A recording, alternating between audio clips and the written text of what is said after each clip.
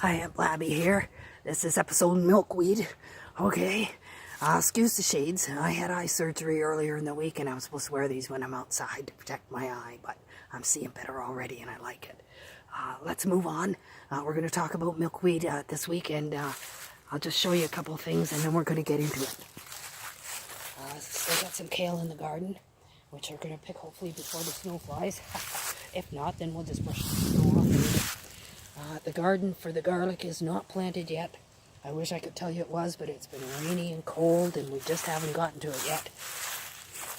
Hopefully soon, before the snow does fly. There's still lots of lemon balm that can be dried or used for teas. But what we're focused on today is this, the milkweed. Okay, now these are what we want to make things with. And I've shown you already in an earlier episode how these open up. I'll show you, we'll go over to the table and talk about what you do with them. We want the nice green ones. We're going to put them in the oven and dry them. And before we do that, we're going to release the seeds that are in them out here. They need to lay dormant for the winter in order to propagate in spring. We're not really too interested in the ones that have gone like this. They're kind of beat up. But we got lots that are like this, and we're going to do something with them. Let's go over here and find out what.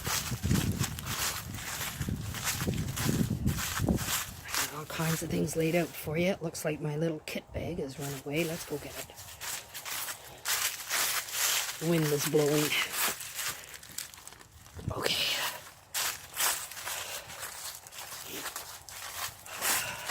It's cold out here, in case you're wondering. Okay. So let's sit down and talk about these milkweed pods. Here's what they dry up like. They're really nice. And what we do is we get some other things from nature and a couple other things as well. These goldenrod galls, for instance, okay?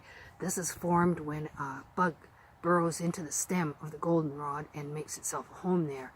And it just sort of builds around and around and around it to protect itself. Well, it may sound oogie, but these are great beaks for birds. So I wish I could show you on a goldenrod plant, but mine never grow these things. I guess we don't have the bugs in our yard.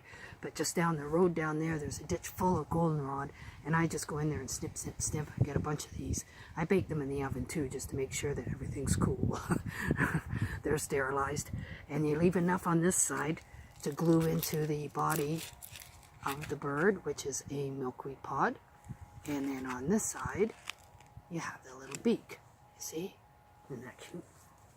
And this is what you get. Now, I don't buy craft feathers because I'm vegan and birds are killed for those. I go for walks in the woods and I pick up feathers.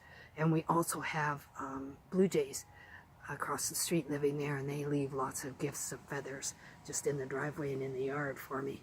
But you don't have to use a feather on the back of the bird. You can also curl paper, like just cut out paper and curl it to make a nice tail for the bird. You can also, with the milkweed pods, make an angel, collect some acorns and some pine cones. And you don't have to use this kind of pine cone, any kind will do. You can use ribbon to put a hanger on it if you want to hang it on the Christmas tree, or you can use it for a centerpiece on the table, or just whatever. You need golf tees too. You won't find those in nature unless you're cruising a golf course. And the other thing is an owl. And again, it's sort of a nature thing. These are the caps out of an acorn top, like the top of it, and a pine cone. Of course, you need the paper, and you need the googly eyes, and you need the golf tees. Other than that, though, it's all natural stuff. And what I do with them is make up kits with instructions in them for the kids. It's great to keep them quiet for a while. You need a glue gun, though, too, so it's 6 and up. Probably. If you got smaller kids, you need the bigger kids to help them, okay? Or you need to help them. Do stuff with your kids and have some joy in life, you know? So, I hope you'll enjoy doing some of these crafts this season. I'm going to put the proper instructions on my page on Facebook. So go there and like my page, and there'll either be the instructions there or there'll be a link to where there are the instructions for doing this, so that you can easily get the stuff you need, go for that walk in the woods and pick up the stuff you need and buy the other little items, and do these with your kids or with an adult group. It's fun. if you're not a kid. Okay, so let's draw some cards. It's cold. My hands are frozen. So we're going to finish this up and... Oh, okay. So today I'm using Wisdom of the Oracle. And the first card, I've only drawn 2 cards. The first card is the Thinker, but it's in reverse. Now turn this way. This card is telling you that you need to strategize and make lists and be very thorough about your thinking. But turn this way. What it means is that you've been overthinking things. Okay, and you need to stop. You get to where you're turning in tight circles and you're not going to get the thing done because you keep coming up with possible problems. Stop it already. Get busy on it and let's get it done. This one, deep knowing. This goes so well with it. This tells us to trust our intuition, to trust our gut, to always go with our instincts on things, okay? Deep down inside we have inner knowledge, and this is what we need to go with. So, you know what? Get busy. Stop thinking about it and do it. And trust your gut. Just go with your gut. You don't need everything listed, okay? That's the energy for today. Listen, I hope you'll enjoy these crafts. Remember to go to my page to find better instructions. And listen, Aunt Blabby thinks you're the bee's knees. Don't let anybody tell you any different. Bye. Hi, Aunt Blabby here. This is episode Milkweed. The sunglasses, the shades are necessary because I recently had eye surgery and they told me I had to wear these for a week. So I'm being a good Aunt Blabby and I'm wearing the sunglasses, okay? Just so you know, I'm not trying to be shady. Okay, let's just have a quick look here. This is mostly about milkweed today. But we do have some kale left in the garden that will hopefully get out before the snow falls. If we don't, we'll just brush the snow off. The garden for the garlic still isn't planted. It's been rainy and cold and we just haven't got to it yet. Hopefully we do that soon too. I want to get that garlic in. That garlic next year. There's still some lemon balm. But what we're after today is the milkweed. See that? Isn't that beautiful? Look at these pods, nice, green and clean. Sometimes they go kind of big. But we want these ones, and we're going to empty the seeds out of them and return them to nature so that they can propagate. And we're going to toast these in the oven so that they're clean and dry. And I'm going to take you over to the table now and show you why we want them.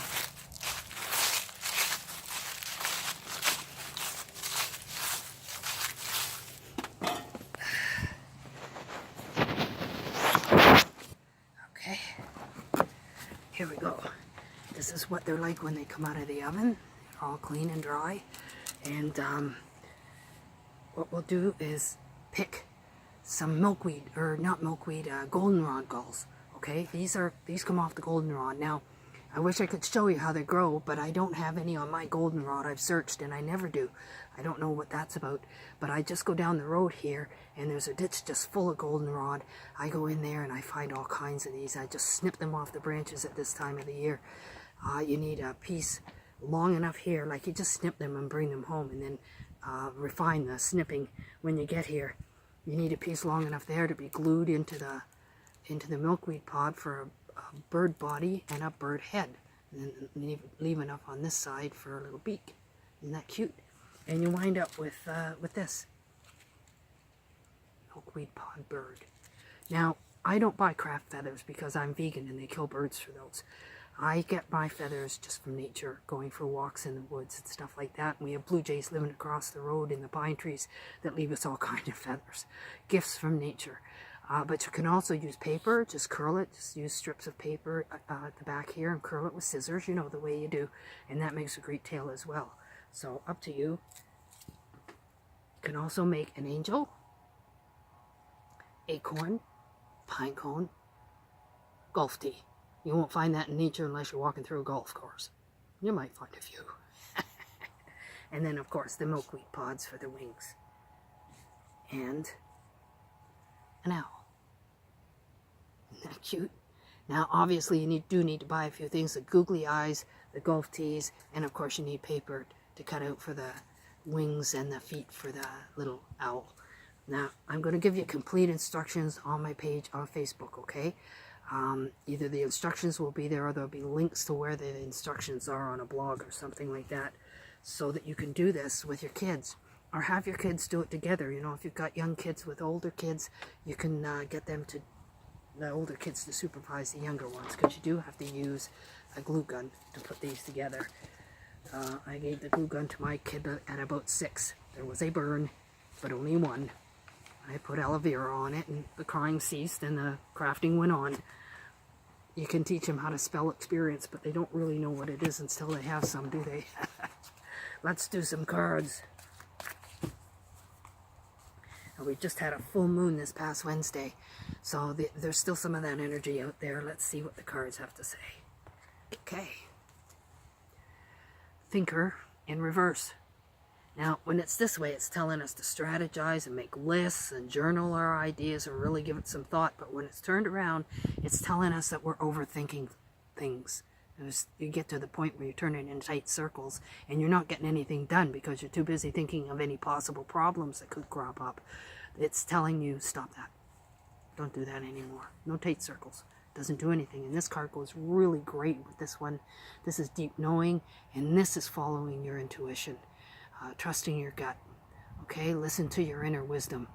It will guide you. The universe will guide you, and when you start getting the thing done, follow your gut, and it will work out for you. Okay, so stop overthinking. Trust your gut. Okay, basic. Now I hope you'll go and look up these how to do these crafts. I know not everyone is a crafter, but these are an awful lot of fun to do with the kids, and I make up little kits too, and I'm going to show you that as well on my page. You can give them as little gifts or put them in the top of the kids' stockings. You know, Santa always used to leave room for me to put a couple things in there. I hope he does for you too. Remember, Aunt Blabby thinks you're the bee's knees. Don't let anybody tell you any different. Bye-bye.